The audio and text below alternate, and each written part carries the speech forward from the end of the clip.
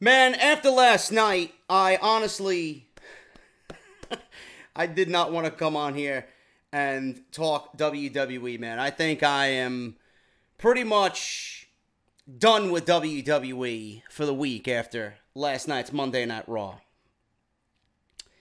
SmackDown Live has been the better show.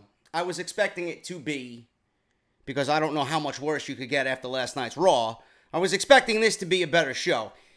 It was a better show, but SmackDown still leaves me just scratching my head on multiple things, and I really don't understand why. I really don't understand why.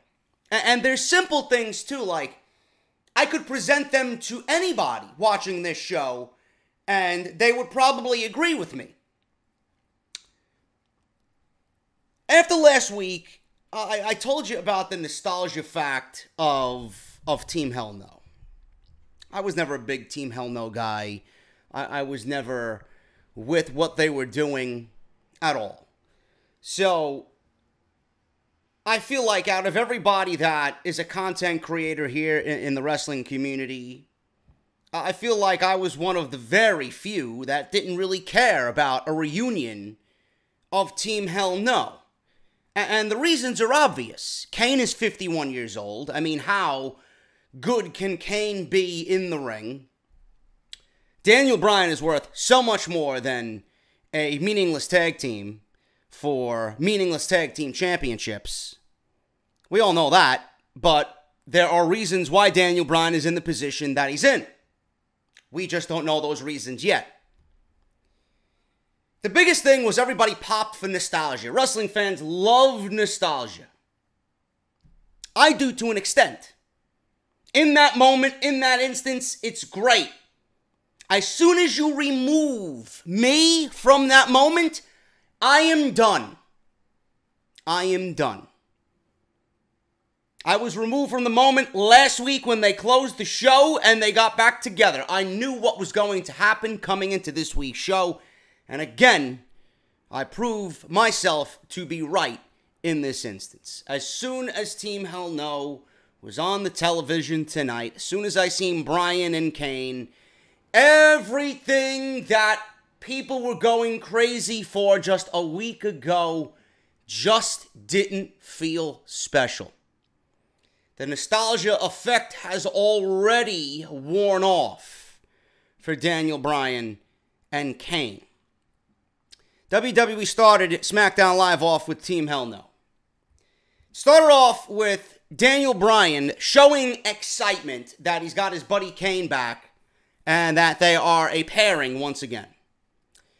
Renee Young conducted this interview at the start of the show, and like any normal human being, she asked the most logical question of them all. Kane, why did you come back? From that question on, the entire segment completely proved me to be right, that the nostalgia should have laid to rest 5 years ago. It should have never been resurrected. The entire segment went downhill and showed everybody, not just me, that Team Hell No died 5 years ago. It should have stayed dead for another 5 plus. The bickering to me between Kane and Daniel Bryan tonight, the way I see Daniel Bryan, the way we've seen him come back and just overcome adversity after 4 years of being told he can't wrestle anymore, now he's back and he's with fucking Kane. You know, the bickering to me just does not fit the mold of Daniel Bryan in 2018, especially with what I see potentially for this guy moving forward, if he does stay with the WWE. This entire segment led them to arguing back and forth. Kane says he came back for the reason, this is the reason he gave Renee Young. Kane came back because Bryan always seems to get himself into trouble. How Kane had always had his back and how Bryan will always have a demon watching over him when he gets into these sticky situations. So Bryan went on to say the last time that they battled, he was tombstoned 3 different times. on the concrete, on the steel steps, on the announce table. The last time we seen Kane interact with Daniel Bryan, he was chokeslammed in an office in the dark on Monday Night Raw. Daniel Bryan even said that Kane tried to abduct his wife, Brie Bella, at one point. So then the Usos came out and actually added to this segment. I'm always happy to see the Usos. I'm always happy to see their enthusiasm and their charisma and their legitimacy because of what they did. They added to this segment and came out and said, Team Hell No getting a title shot makes no sense. It really doesn't make any sense if you ask yourself that very same question. Why are they getting a title shot at Extreme Rules, which I will talk about in a second, the whole Extreme Rules moniker, which, I mean, I don't believe how WWE just lets this shit go. And how they present something when it actually is false advertisement. They have the tag team division on lock, say the Usos. And that all teams must go through them. It set up the main event very nicely with the Usos coming out and pretty much just ending this interview segment with Renee Young. Despite some of the cringe back and forth between Kane and Bryan, it gives the Usos an opportunity to actually get into a match at Extreme Rules. It actually continues the storyline from the Usos overcoming, at least for 1 week, Sanity just a week ago to say, you know, why are they getting a title shot? Because they hugged it out? Because they hugged to close SmackDown Live last week? Us, why don't you give me a hug? So the Usos hugged 4 times, and they jokingly said, well, I guess that guarantees us 4 WWE Tag Team title shots. So then Paige comes out, makes the match, Usos versus Team Hell No. The winner would go on. Actually, the Usos, if they win, would get this match turned into a triple threat match between the Bludgeon Brothers and Team Hell No. They would just add the Usos to that to make it a triple threat match for the Tag Team Championships on SmackDown Live, which is really not my first choice because I'm sick to death. No matter how you present them, triple threat matches or multi-man matches, I'm done with all of them. I'm done with all of them. This entire segment, it set up the main event nicely with the Usos coming out. Minus the cringe. I cannot stand the bickering between Daniel Bryan and Kane. It's so beneath Daniel Bryan that it's not even worth talking about at this point. But the nostalgia effect has already worn off. And I don't want to put negative energy in the air with this fucking product. I really don't. I don't want to say something and then have WWE watch this and say, oh, look at this, JD is coming up with a situation that nobody really wants, but we're going to give it to you anyway. I don't want the bickering to lead to a breakdown at Extreme Rules where they don't win the Tag Team Championships. They shouldn't be winning the Tag Team Championships, period. They should not be winning the Tag Team titles at all. But I don't want it to lead to a situation where the bickering ends up costing Team Hell No, and then WWE has this sick, demented idea of Daniel Bryan versus Kane at SummerSlam. That is not a SummerSlam-worthy match. That is not a Daniel Bryan SummerSlam-worthy match. With a roster that has Almas, which we'll talk about in a second, Jeff Hardy, Samoa Joe, Shinsuke Nakamura, AJ Styles, Randy Orton, Rusev. I pray to God that WWE does not book Kane versus Daniel Bryan at SummerSlam in Brooklyn. I'm just letting that be known right now. If I do see that, I may actually physically storm WWE headquarters in Stamford, Connecticut. That would be absolutely downright dreadful. Dreadful. And Fox, if they're paying attention, if that's the case, they just threw $1 billion right down the fucking toilet. Speaking of Almas, I'm going to be mentioning Almas a few times in this review because it's downright fucking pathetic at this point. I sent out one tweet during SmackDown Live tonight, and it was Almas related. We have another U.S. Open challenge. Now, let me get this out of the way. When you see a title in the same sentence as open challenge on these shows, whether it's Raw with the IC title or the US title, when you see such and such title, open challenge, you know for a fact WWE has A, no creativity whatsoever for its champion, B, no direction for the entire title scene in itself.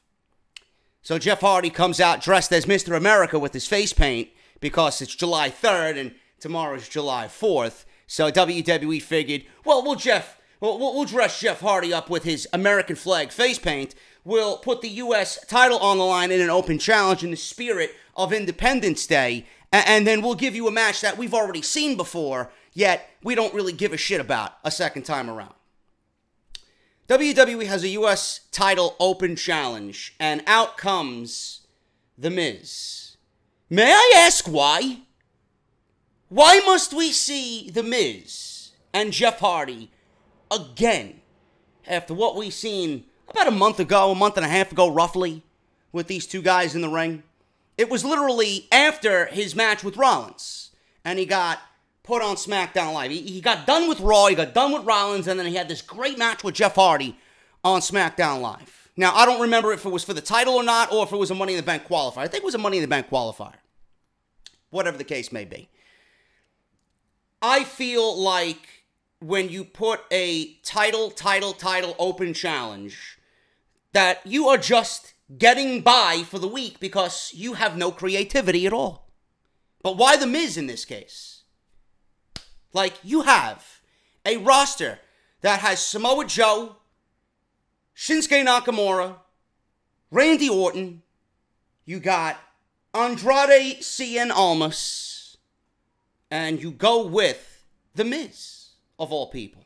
Now, can I ask why we have not seen Almas again this week on SmackDown Live? I actually got tweets from people who were in the arena for this show saying, JD, you're not going to believe it, Almas is in a dark match being taped for whatever WWE Network show, Superstars or Main Event, whatever the fuck they're taping for. And he fought Sin Cara on the pre-show or the dark match there before SmackDown Live. Like, I don't understand this shit.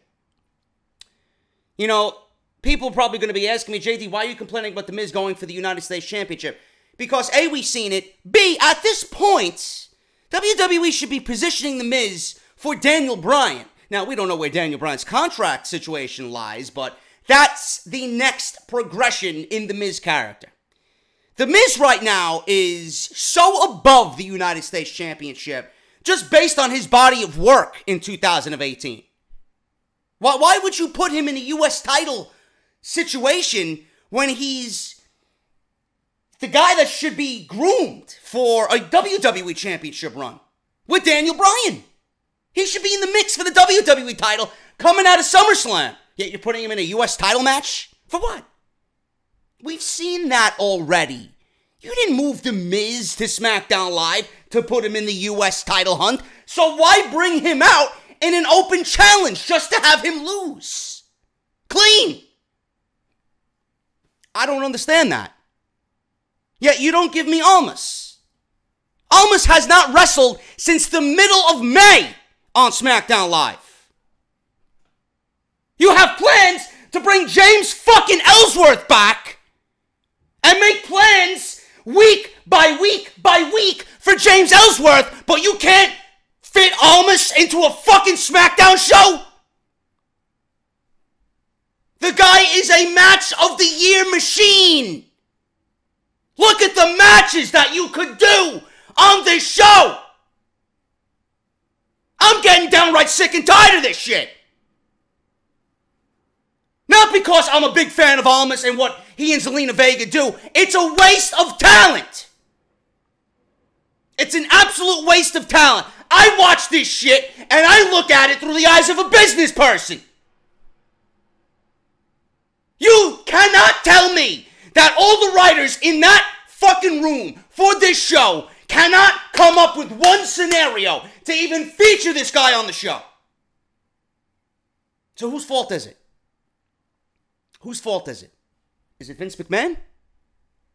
Is it Vince McMahon? Just going over, everybody said, yeah, we're not going to feature Almas on SmackDown Live tonight. Why not? You mean to tell me you couldn't fit him in this U.S. Open Challenge and actually have him win the United States Championship? Again, I asked you the question, why is Nakamura getting a U.S. title shot? I don't understand that. The guy just lost 3 straight months of AJ Styles matches. I love me Nakamura, but the guy don't deserve shit. The guy don't deserve shit. Almas should have came out, and Almas should be the one challenging for the United States Championship. Nakamura shouldn't even be in discussion for this title shot. Yet WWE's booking Nakamura and Jeff Hardy at Extreme Rules. Or what I'm going to be coining, Extreme Fools. Because it looks like all the rules are standard WWE protocol. There's nothing on that show that resembles Extreme. Hardly Nia Jax and Alexa Bliss in an Extreme Rules match. The fuck are they going to do? I look at it through the eyes of a business person. Almas should be on this show.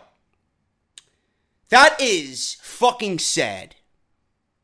That you could fucking factor in James Ellsworth with weeks of programming and you can't come up with one fucking situation for Almas. Why not put him against Jeff Hardy? That's the easiest fucking decision you can make. Put him against a Ty Dillinger.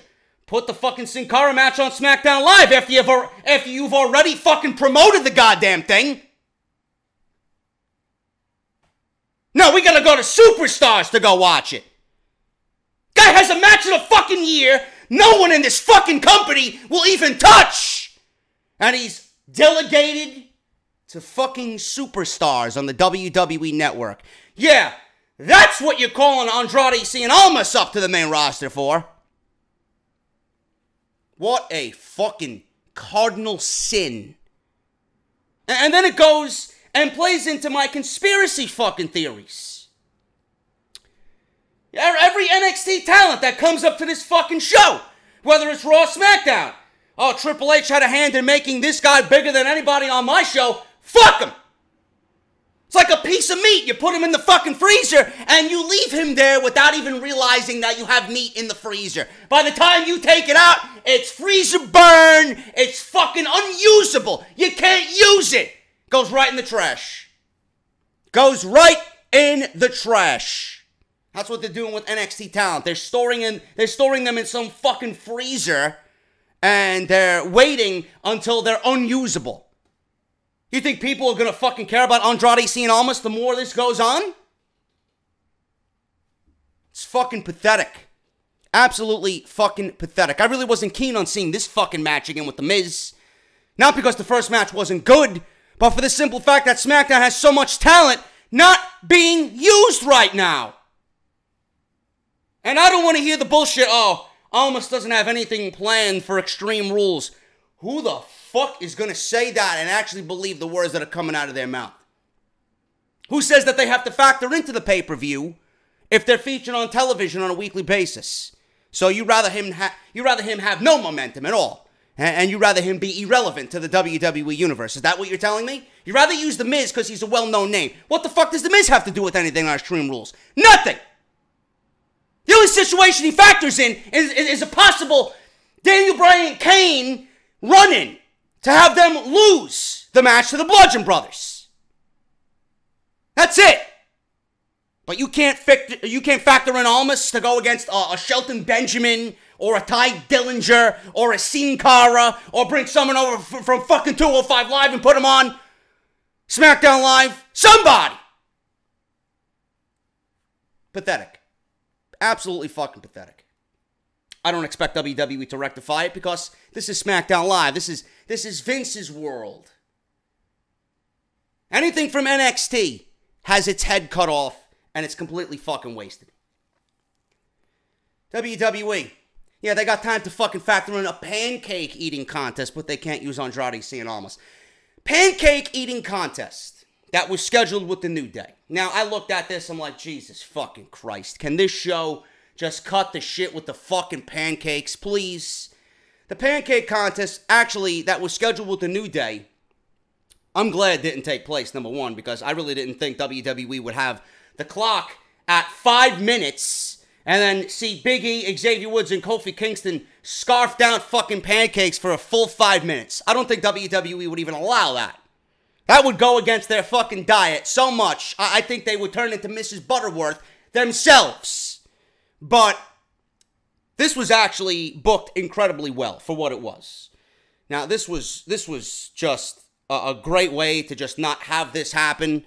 It was a perfect opportunity for Sanity to kind of rectify themselves after that 6-man tag loss to the Usos and Jeff Hardy a week ago, which we all complained about. Why are they losing their first match on SmackDown Live?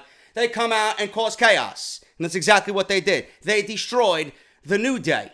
And there is no better team to feud with Sanity than the New Day. It's logistics. It's 3 against 3. You got the Freebird rule versus a possible Freebird rule.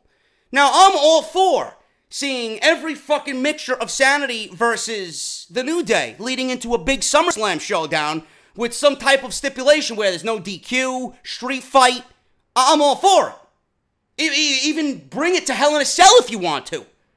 That's something that if WWE plays their cards right, they could bring to Hell in a Cell and would actually warrant Hell in a Cell.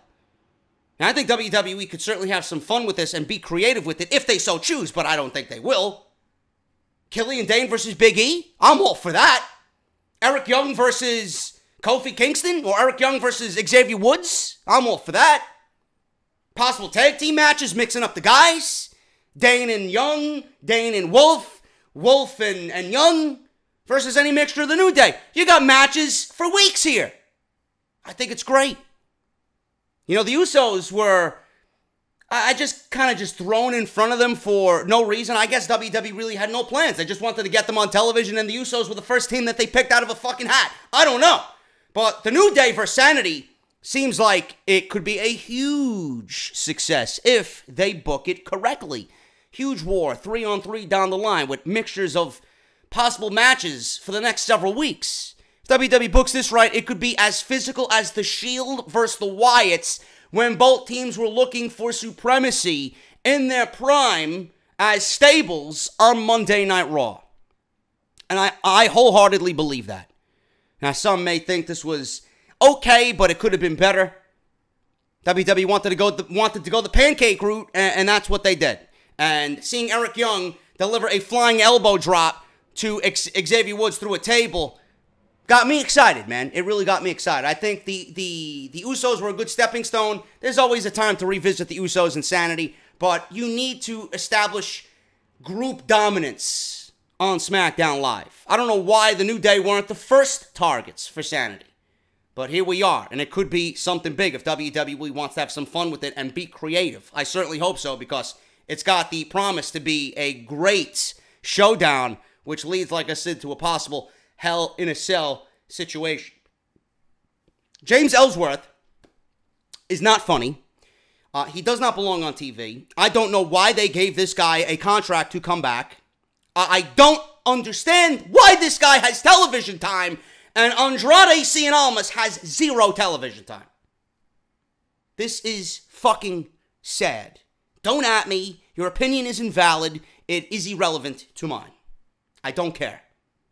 I'm sure most of you agree with me, but there'll be one fucking stale fucking, asshole in the comment section. I stopped complaining, JG. You know I'm right, and you're wrong. Deal with it. He doesn't belong on TV. Carmella's reign as champion could not end quick enough. It is fucking awful. I swear on everything that is holy. I look at her carrying that championship around, and I swear to fucking God, she is just as worthless as a Barbie doll down the toy aisle at fucking Target. She is god-awful. How you fail in matches and can't hold your own back-to-back months with Charlotte and then Asuka, you don't deserve that championship. At this point, you are lucky you are even employed. Simple as that.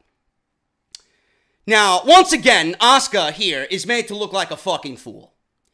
You know, instead of winning the fucking match with Ellsworth tonight, she is booked to chase him around the ring, through the crowd, and he is luring her away from the ring to ultimately get counted out. This is behavior that we would have never seen Triple H bestow upon Asuka in NXT.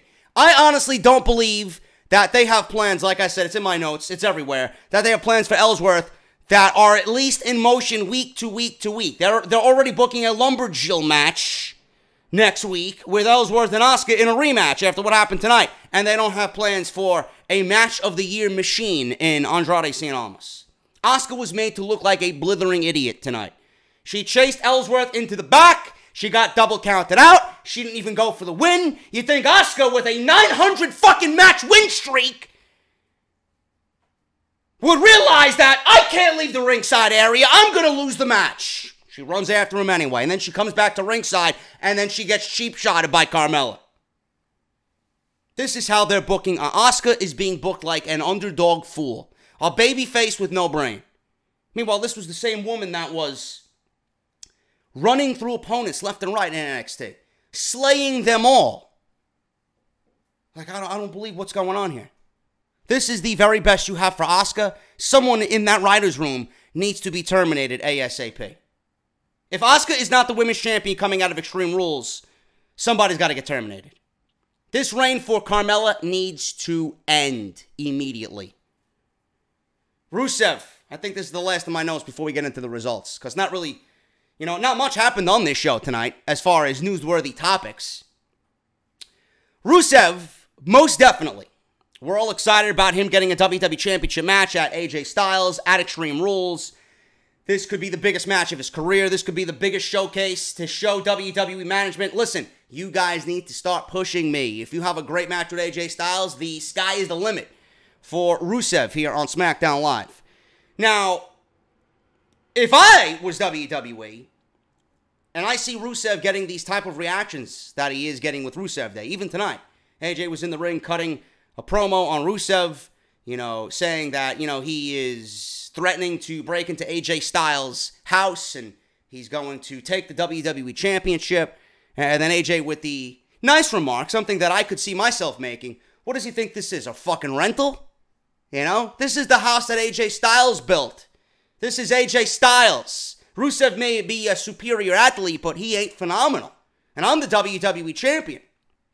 Everybody loves AJ. Everybody loves AJ Styles. There's not one person that does not like what AJ Styles does. Rusev comes out to chants of AJ Styles Rusev Day. Rusev Day chants galore with AJ in the ring. That is a nice, organic, natural environment that I definitely want to see at Extreme Rules. I don't want to see one guy toeing the line of babyface and one guy toeing the line of heel. That's generic and very lame. I wish WWE would let things play out organically. That's what I would do. That's what I would do. And I fully expect that to happen at Extreme Rules. But of course, WWE, for some odd reason, I feel like they want to kill Rusev Day. Or not really kill Rusev Day, but at least tone it down to a point where it's still there, to a point where they're selling merchandise. But, Rusev is a definitive heel.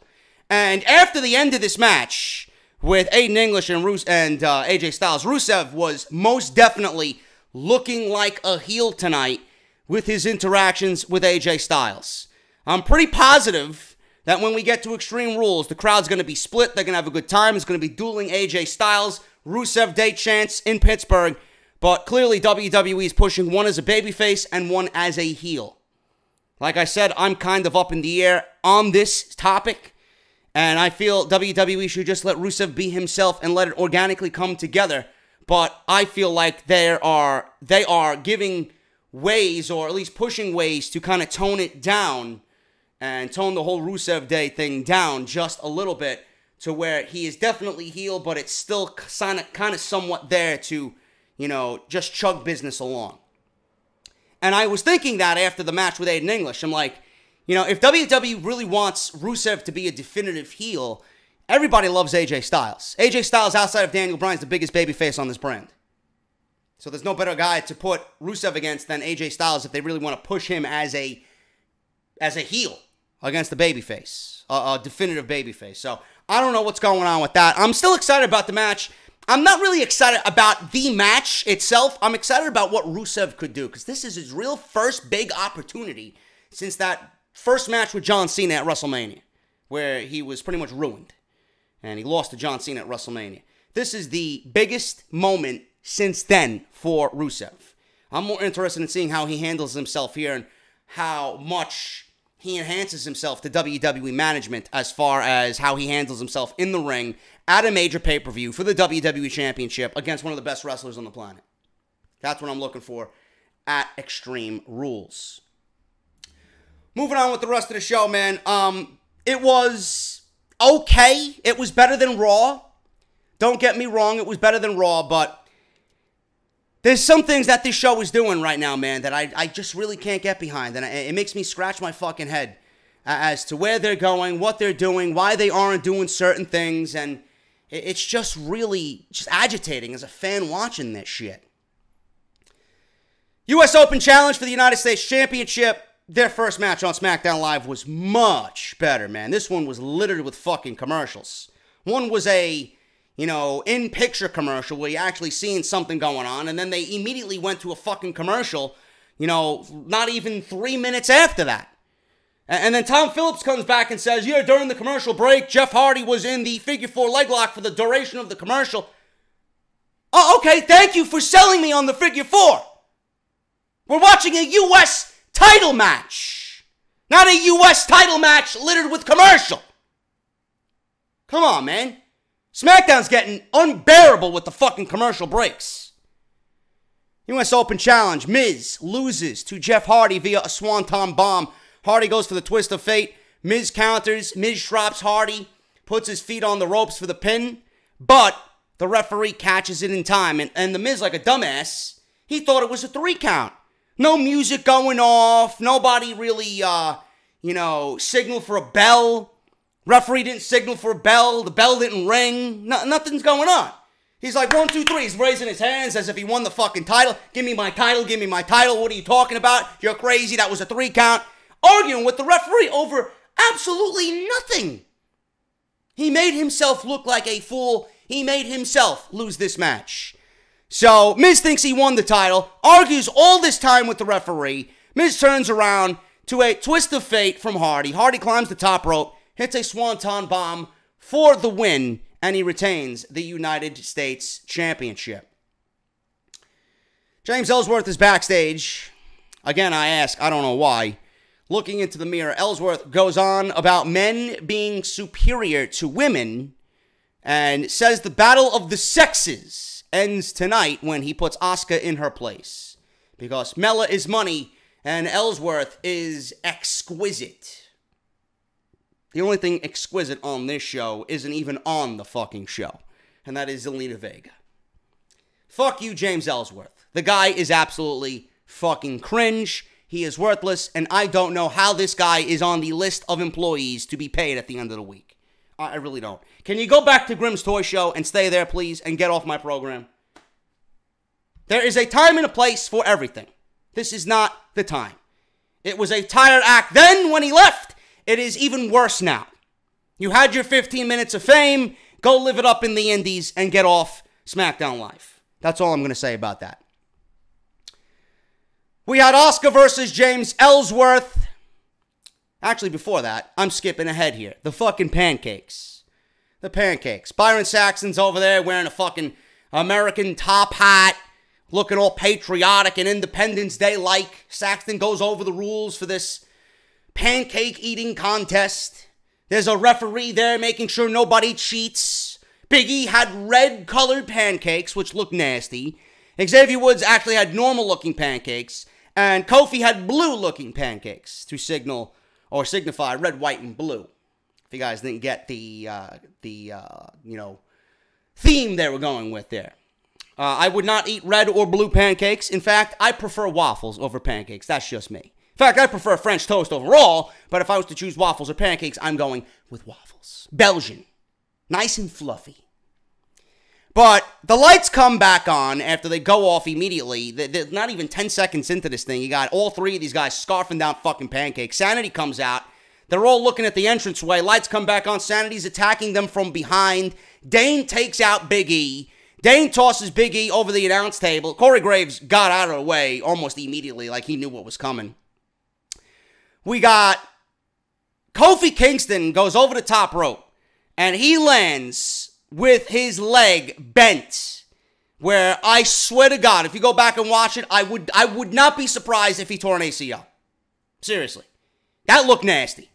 And then Killian Dane does the divide, that fucking huge crossbody on the outside that he does, to Kofi, takes him out. Dane and Wolf hold Woods on a table. Then in the middle of the ring, Young goes to the top rope, puts Woods through the table with a huge elbow drop. And Sanity just stands there causing chaos like they should be doing on SmackDown Live. Asuka versus James Ellsworth.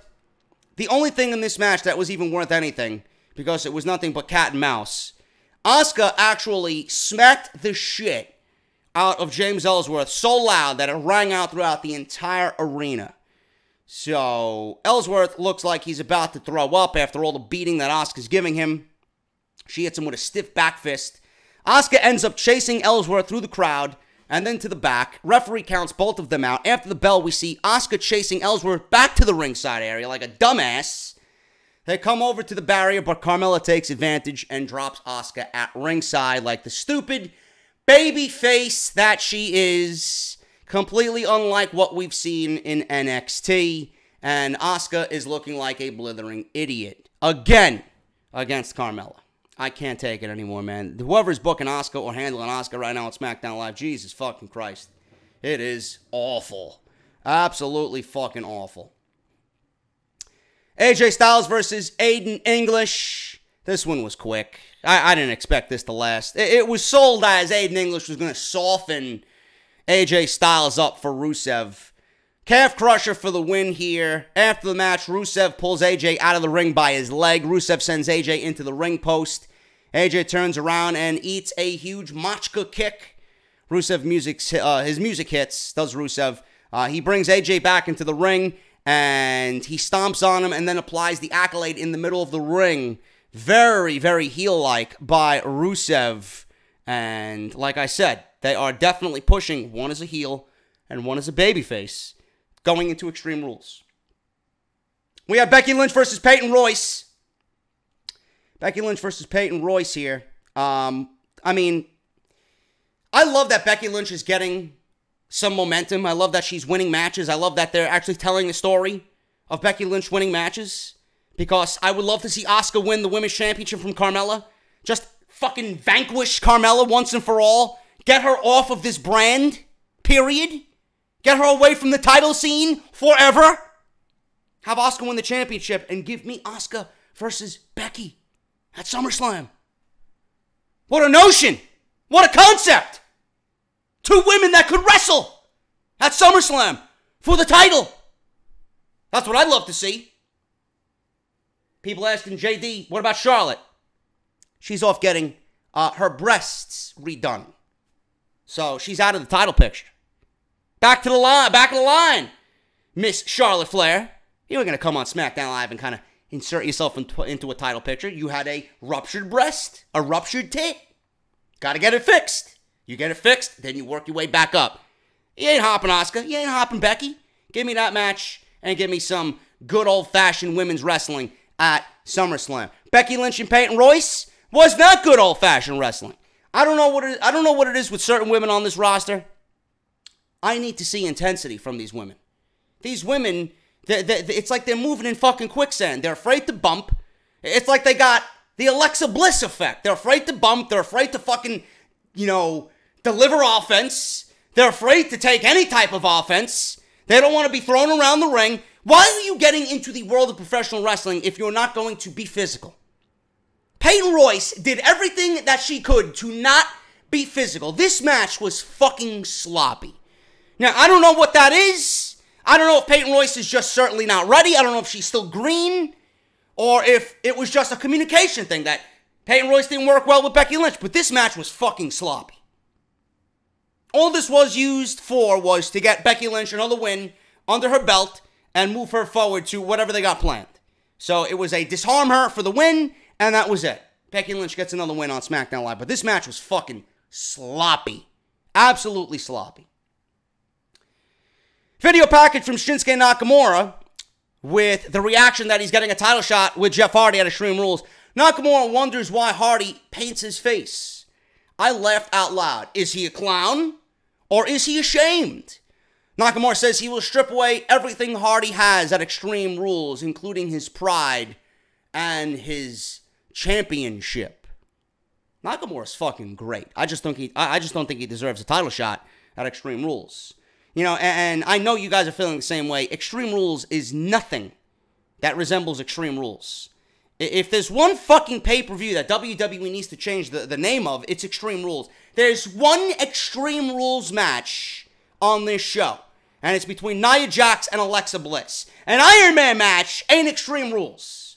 An Iron Man match is professional wrestling at its best between two of the best that this company has. It ain't Extreme.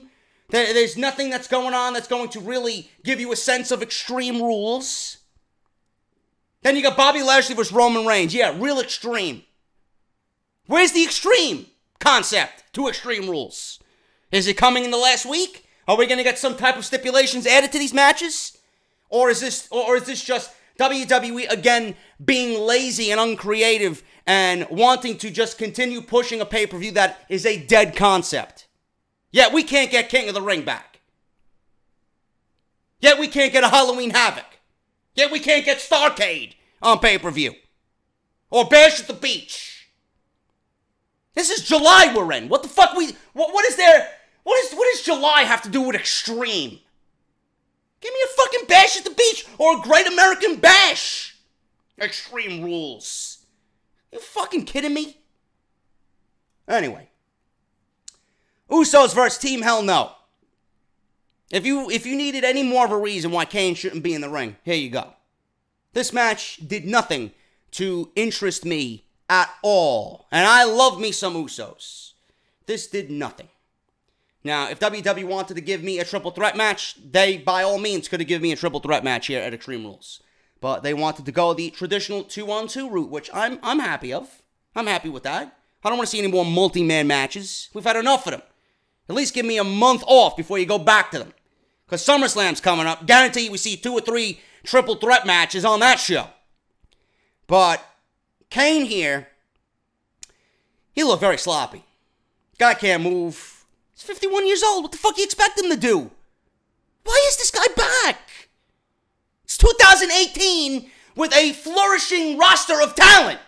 And we got fucking Kane in the main event on SmackDown Live. So we get Kane in the ring here. Goes for a chokeslam. Blocked. Jimmy tags in. They hit a double super kick to Kane. Kane goes down for a 2 count. Jay tags in. Usos go to the opposite corners for the big double splash on Kane. But he blocks it and grabs both of them by their throats. Kane pushes Jimmy into a running knee strike from Daniel Bryan.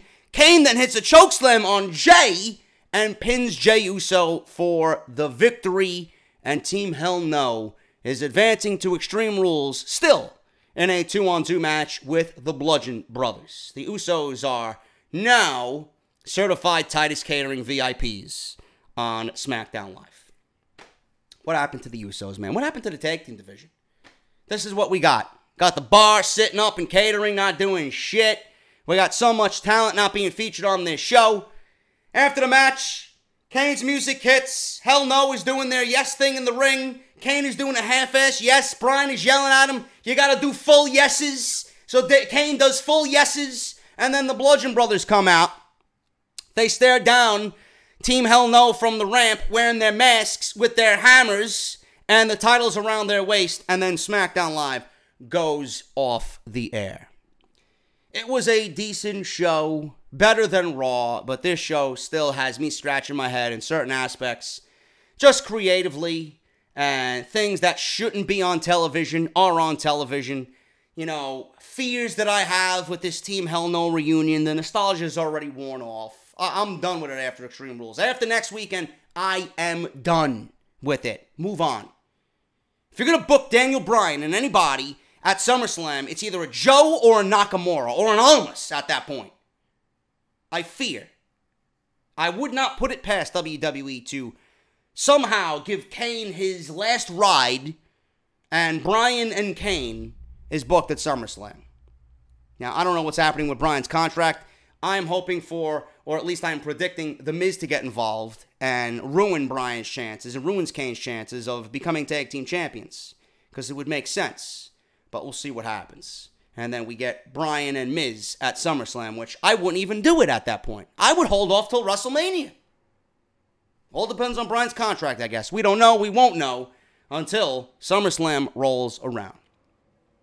Thank you guys so much, man. If you missed my Monday Night Raw review, it is live on the channel right now. Please go and check that out. If you missed part 3 of Off the Script, that went up on Monday afternoon. Go and check that out. We got major news on Brock Lesnar not being at SummerSlam, but I have a better chance of taking Zelina Vega home at the end of the night than Brock Lesnar not appearing at SummerSlam, or SummerScam for the JD fans here on the show. I have a video going up tomorrow, Off the Script Extra. We're going to talk about some of the minor stories. Bray Wyatt and his car accident, how he's doing. Ruby Riott, injured by the hands of Dana Brooke, going to be out close to 2 months. Where the fuck is Bobby Roode? I got the answers for you. And I got what WWE is doing with Bobby Roode on our Off the Script Extra. About 26 minutes tomorrow for your 4th of July. Look forward to that sometime in the afternoon while you're drinking a cold beverage, swimming in your fucking pool. Oh, look, JD uploaded a video. Let's watch it. Relaxing in the fucking pool with my nice cold Corona. Extra lime, please. There you go, man. Plus NXT tomorrow night as well. Be safe. Have a happy 4th of July. I ain't doing shit because there's nothing to do it with. So I got to figure out something on my own. Maybe I'll go down to the Jersey Shore. I don't know, man. Visit my buddy Sean. But until then, guys, thank you so much. Take care. Hope you enjoyed SmackDown. Hit that thumbs up. Follow me on Twitter at JDFROMNY206. Hit that subscribe button down below. And look at the comment section pinned at the very top. Take advantage and support those causes, man. Please do so. They're there for a reason. They're not there because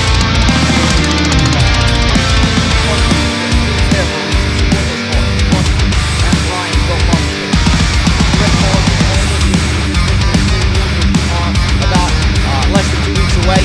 Facebook, is there. My Off the Script Live is there. I want to get a date. Legend.